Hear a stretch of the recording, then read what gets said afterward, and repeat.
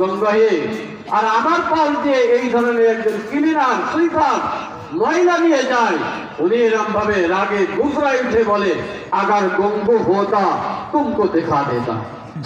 আরে যদি গঙ্গু হতো, গঙ্গু যদি হতো তাহলে কি তোমাকে দেখাই দিতাম। উনি আবার বলে দেয়, সুইপারদের কিছু তুমি বলবা না। কি উত্তর দেয়, তুমি আমাকে বলবা। কি বলছে? বলছে হলো এই কথা, যখনই এই মহিলা তার পাশ দিয়ে নিয়ে যায় সেরকম ভাবে বলে, আগার গঙ্গু হতা। আরে যদি গঙ্গু যদি হতো, আমার এলাকা যদি হতো, তাহলে তোমাকে কি। সাহেব চিন্তা করে এখনো পর্যন্ত অন্তর থেকে বাইরে হয়নি, আরো কিছুদিন যাইতে হবে। হাম্মাম খানার পানি গরম করে, জনগণের খেদমত করে, আর এরকম ভাবে জিকির আজগারের মধ্যে কাটায়। আবার কিছুদিন পরে যাও, আজকে ময়লা নিয়ে যাবো। আগের দিন যত দূর থেকে গিয়েছো, আজকে তার থেকে কাছ দিয়ে যাইবা, নিকট দিয়ে যাইবা, দেখবা যে তার অবস্থাটা কি হয়। আজকে পাশ দিয়ে গেছে, দেখে যে ওই সুইপার যায়, ক্লিনার যায়, আগার গঙ্গু হতা এই কথা আর বলে নাই, শুধু খালি চোখটা উঁচু করে মোটা করে তার দিকে তাকায়, আর মুখে কিছু বলে নাই। সুইপার এসে আবার হুজুরকে জানায়, কি ব্যাপার, আজকের কি অবস্থা? আজকের অবস্থা হলো এই কথা বলে নাই যে আগার গঙ্গু হতা, আজকে খালি চোখ পাকায়, শুধু খালি আমার দিকে তাকায়, এখনো বাইর হয় নাই। আমার কিছুদিন পরে সুইপারকে ক্লিনারকে বলে, যাও আজকে এই ময়লা নিয়ে যাইবা, তবে এমন ভাবে নিয়ে যাইবা যেন দুই একটা যেন তার গায়ে যেন পড়ে, শরীরে যেন পড়ে। গিয়েছে এইভাবে, এমন ভাবে গিয়েছে, ধাক্কা লেগে হালকা কিছু গায়ে পড়ছে, বেশি একটা কিছু বলে নাই, শুধু খালি তাকাই বলে যে আজকে কি অবস্থা, ময়লা নিয়ে গেলাম, দু একটা তার গায়ে পড়েছে, কিছুই বলে নাই, তাকাই শুধু দেখছে। বলে যে এখনো পর্যন্ত পুরো হয় নাই। আবার বলতেছে কয়েকদিন পরে যাইবা, এমন ভাবে যাইবা পুরো ময়লা কাদাটা তার শরীরের গার উপরে ঢেলে দিবা, দেখো যে কি বলে। আজকে গিয়েছে, পাল্টে গিয়েছে যে ওই ময়লা কাতার গার উপরে ঢেলে দিয়েছে, এমন ভাবে ভঙ্গি করেছে, পড়ে যাচ্ছে, ময়লা কাতার গার উপরে ঢেলে দিল। উনি উঠে বলে, হাই হাই ভাই, আমাকে মাফ করে দেন, আমার কারণেই মনে হয় এই অ্যাক্সিডেন্টটা, দুর্ঘটনাটা হয়েছে, আপনি আমাকে মাফ করে দেন, কষ্ট যদি পেয়ে থাকেন আপনি মেহেরবানি করে আমাকে মাফ করে দেন। এখন সাহেবকে এসে বলে, হুজুর আজকে হলো এই অবস্থা। সাহেব বলতে, হ্যাঁ ওই যে কিবিরটা, তাকাপুরটা, বড়াইটা এখনই না মনে হয় কি হয়েছে, বাইরে হয়েছে। যা একদিন শিকার করছে, শিকারী কুকুর দিয়ে শিকার করত তৎকালীন, শিকারী কুকুর দ্বারা শিকার করাও যায়। কিতাবের মধ্যে লেখে, শিকারি করতে ওনাকেও নিয়ে যায় সাহেবের ছেলেকে, আর ওই শিকারী কুকুরের জিঞ্জিরটা, শিকলটা তার হাতে ধরাই দেয়, বলে যে খবরদার আমার অনুমতি ছাড়া শিকলটা ছাড়বা না।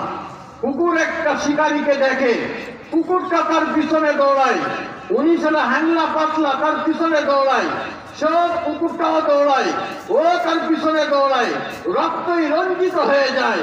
রাত্রের বেলায় এখন ঘুমায় আছে আব্দুল কুদ্দুস গঙ্গাহী রহমাতুল্লাহ আলাইহি, তার ওই খলিফাকে এখন স্বপ্নে দেখায়, ওরে আল্লাহর বান্দা, আমার দেওয়া ফয়েজ বরকত তোমাকে দিয়েছিলাম, তোমাকে তো আমি এত কষ্ট দেই নাই, আমার ছেলেকে তুমি এত কষ্ট কেন দিতেছ? আমার ছেলেকে তুমি কি এত কষ্ট কেন দিলাম? তখন ছেলেকে ডাকে আর বলে, নাও তোমার বাবার যে আমানত আমার কাছে ছিল, আজ থেকে এটা চিরদিনের জন্য তোমাকে আমি দিয়ে দিলাম। আমার ভাইরা, আমার কথার সার কথা হলো এই, নিজের অস্তিত্বকে এরকম ভাবে বিদায় দিতে হবে।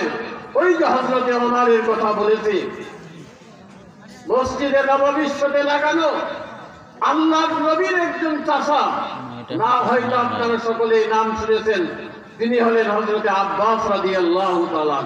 বলেন তো কি নাম?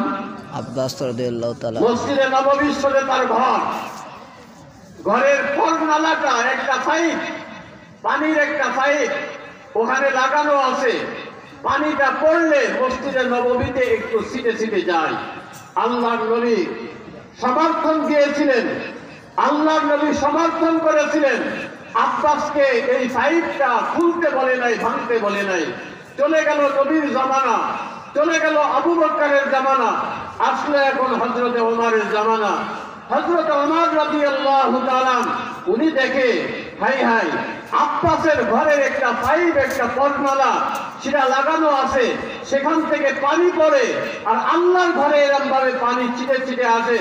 যা অর্ডার দিয়ে দিয়েছে, ওই পাইপটা, ওই পর্ণালাটা ভেঙে চুরমার করে দাও। গেছে সাহাবারা হযরত ওমরের অর্ডার পেয়ে পাইপটা ভেঙে দিল। হযরত আব্বাস এখন ছুটে আসছে ওমরের কাছে, এসে বলে যে আমিরুল মুমিনিন, আপনি আমার পাইপটা, আমার পর্ণালাটা ভেঙে দিলেন, তবে শুনে রাখেন আমার এই পাইপটা কিন্তু নবীর জামানায় এও লাগানো ছিল। আল্লাহর নবী আমার পাইপটা সরাইতে বলেন নাই, নবীর এটা মৌন সমর্থন করতেছিল। আপনি আমার পাইপটা ভেঙে দিলেন।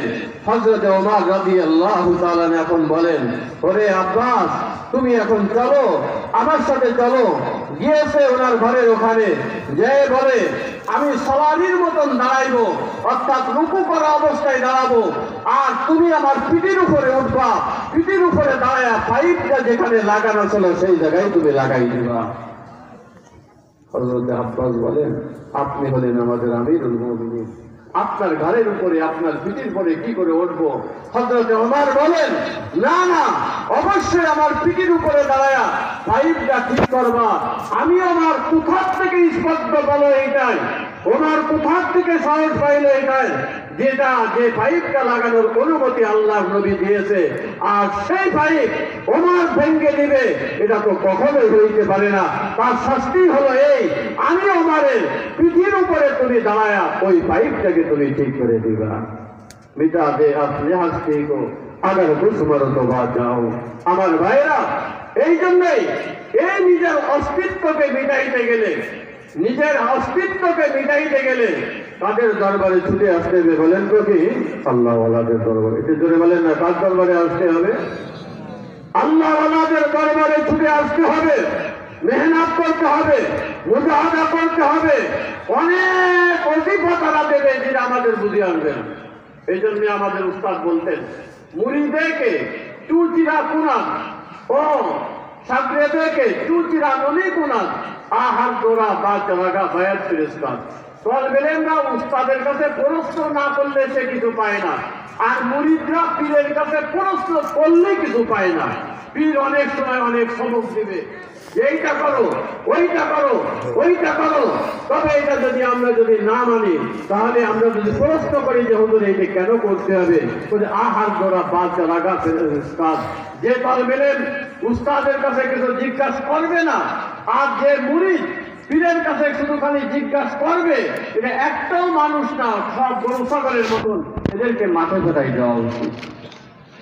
আল্লাহ ওয়ালাদের দরবারে আসতে হবে, আল্লাহ ওয়ালাদের দরবারে ছুটে আসতে হবে, তাদের জুতা পূজা করতে হবে। ওয়াল্লাযীনা জাহাদু ফীনা লানাহদিয়ান্নাহুম সুবুলানা। আর এই লাইনে মেহনত করতে হবে, কেননা আজ আপনারা দেখতেছেন শুধু খালি আপনাদের আসলেই হবে না। আমি খুলনার থেকে আসছি, মুসাফির মানুষ, আপনাদের কাছে দাবিটাও রেখে যায়, শুধু খালি নিজে আসলে হবে না। আজ বহু বাংলার জমিনে হাজার হাজার নয়, লক্ষ লক্ষ আল্লাহর বান্দা বান্দিরা বাতিল পীরের দরবারে যে তাদের পায়ে সেজদা করে, তাদের কাছে ছেলে সন্তান চেয়ে তারা ঈমান হারা হয়ে তারা কবর থেকে যাইতেছে। কি বলেন ঠিক কিনা? এমন এমন পীররা আছে যারা নিজের পায়ে, আমরা যে সাহেবের দরবারে ছুটে আসছি, কি বলেন, তার পায়ে কি সেজদা করার জন্য বলে নাকি? এই যে জোরে বলেন না, সেজদা করার জন্য বলে। উনি কি বলে নাকি আমার কাছে ছেলে সন্তান চাও?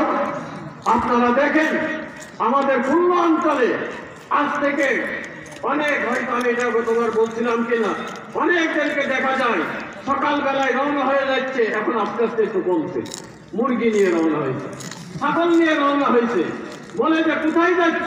বলে যাচ্ছি খানদান আলী তরকারি বাগেরা। বলে কেন যাইতেছ? বলে আমি